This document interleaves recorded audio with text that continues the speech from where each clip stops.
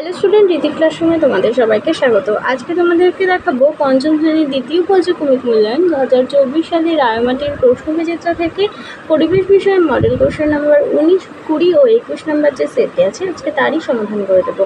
চলো আর দেরি না করে এবার আমরা দেখি নিই। প্রথমেই দেখো আছে গঙ্গা হলো ড্যাশ নদী, উত্তর হবে নিত্যবহ নদী। এরপর আছে বঙ্গভঙ্গ আন্দোলন হয়েছিল 1905 সালে। সুন্দরবনের সবচেয়ে বিখ্যাত প্রাণীর নাম হলো, উত্তর হবে রয়্যাল বেঙ্গল টাইগার।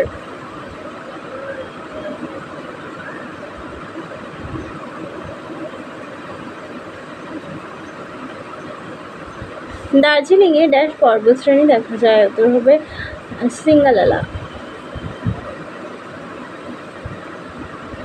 উত্তর হবে সিঙ্গালীলা। কুলিন পাখিরালয় অবস্থিত রায়গঞ্জ।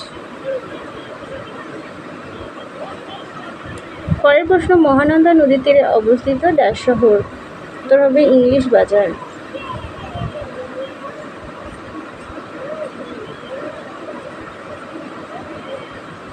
এবার চলে যাই 2 দাগে। 2-এর 1 দাগে আছে মাটির পুতুল ও সরপুরিয়া বিখ্যাত, উত্তর হবে কৃষ্ণনগর।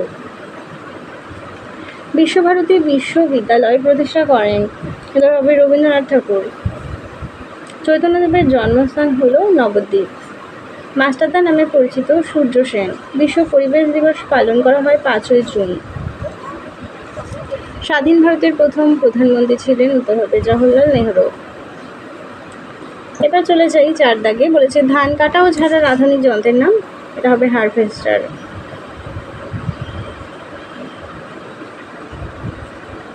শিক্ষক দিবস কোন দিনটিতে পালন করা হয়, উত্তর হবে 5ই সেপ্টেম্বর।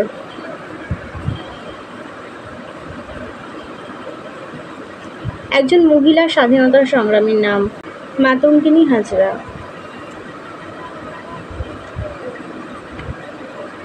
আর ডিভিসি এর পুরো নাম দামোদর ভ্যালি কর্পোরেশন। আর একটি লুপ্তপ্রায় মাছের নাম তো হবে সরপুঁটি।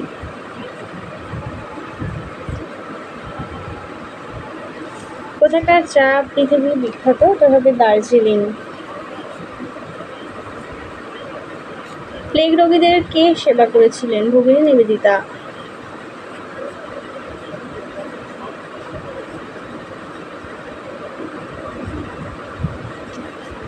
এরপরে আছে ধাপ চাষ কাকে বলে। পাহাড়ি অঞ্চলে ধাপে ধাপে জমি কেটে যে চাষ করা হয় তাকে ধাপ চাষ বলে। আর ঘূর্ণি কি?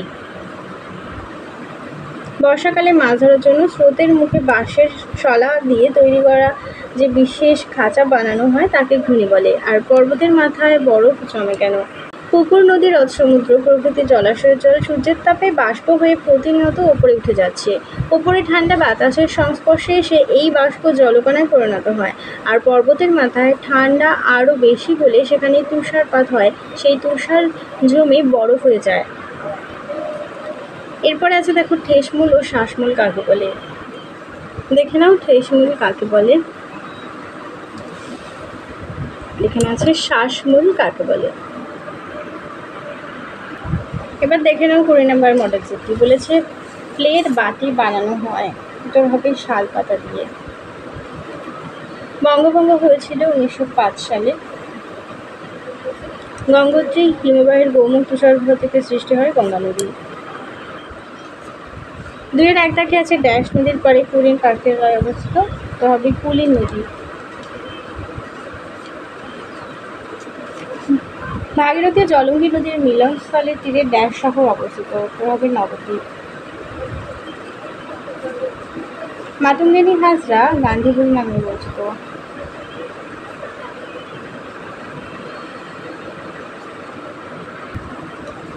এরপরে দেখুন স্তম্ভ মেলাতে বলেছে শিশু দিবস হবে 14ই নভেম্বর। পরিবেশ দিবস হবে 5ই জুন। আজাদ হিন্দ ফৌজ হবে নেতাজি সুভাষচন্দ্র বসু। বাঁশের কেল্লা হবে তিতুমির। 4-এর 1 দাগে আছে ম্যানগ্রোভ জাতীয় গাছের 2টি বৈশিষ্ট্য। দেখে নাও ম্যানগ্রোভ জাতীয় গাছের 2টি বৈশিষ্ট্য। এরপরে আছে সাধারণতন্ত্র দিবস আমরা কেন পালন করি। উত্তরটি তোমরা 171 নম্বর পেজে পাবে। দেখে নাও সাধারণতন্ত্র দিবস কেন পালন করি। এরপরে আছে হারভেস্টিং কি? হারভেস্টিং যে যন্ত্রের সাহায্যে করা হয় তার নাম কি?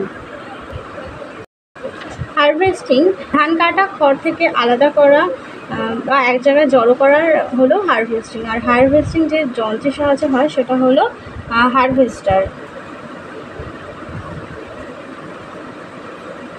রেশম কীট পালনের জন্য কোন গাছের চাষ করা হয়? এটা হবে তুঁত গাছ।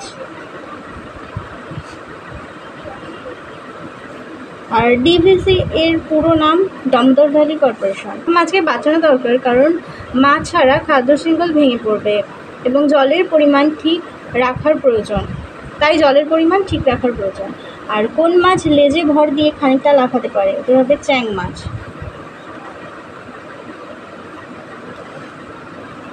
এবার চলো 21 নম্বর মডেল সেট দেখি। বলেছে নিম্নলিখিত জেলাগুলো মানচিত্রে চিহ্নিত করো। এটা তোমরা মানচিত্র এঁকে চিহ্নিত করবে। শূন্যস্থান পূরণ দেখো। রবীন্দ্রনাথ ঠাকুর গীতাঞ্জলি কাব্যগ্রন্থের জন্য নোবেল পুরস্কার পান।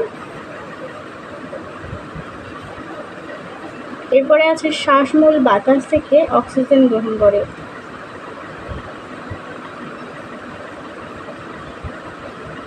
আর চন্দ্রকেতু রাজার দুর্গ অবস্থিত, উত্তর হবে উত্তর 24 পরগনা জেলায়।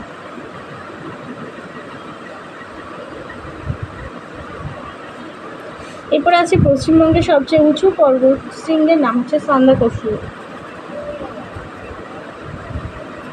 একটি বড় ঘোলা জলের নদীর নাম হলো গঙ্গা। 26শে জানুয়ারি ভারতে প্রজাতন্ত্র দিবস। জওহরলাল নেহরুর জন্মদিন পালন করা হয়, এটা হবে শিশু দিবস। কুলীন পাখিরালয় অবস্থিত রায়গঞ্জ। দামোদর নদের একটি শাখা নদী হলো, উত্তর হবে মুন্ডেশ্বরী। ট্রলার ব্যবহার করা হয় সমুদ্রের মাছ ধরার জন্য। একটি লুপ্তপ্রায় মাছ হলো ন্যাদোস।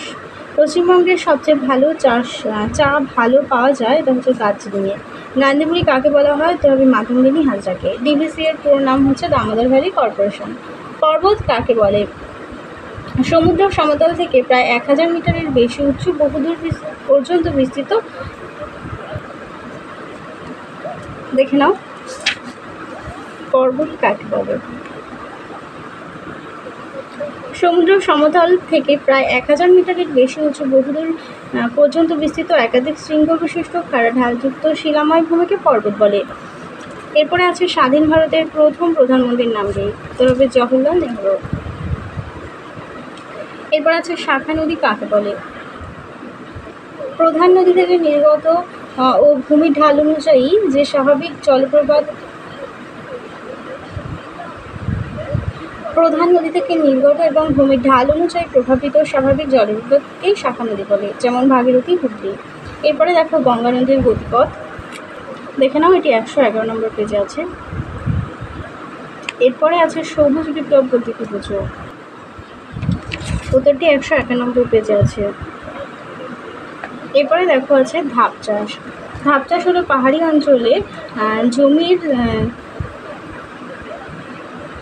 অঞ্চলে শিরের মতো ধাপে ধাপে জমি কেটে চাষ করাকে ধাপ চাষ বলে। আর রাজা রামমোহন রায় টিকা দেখে নাও, এটি 161 নম্বর পেজে আছে।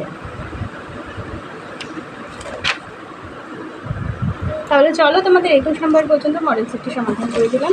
এখনও চ্যানেলটিকে সাবস্ক্রাইব না করে থাকলে অবশ্যই সাবস্ক্রাইব করে পাশে থাকা বেল আইকন প্রেস করে রাখো, তাহলে সমস্ত ভিডিও নোটিফিকেশন তোমাদের কাছে পৌঁছে যাবে।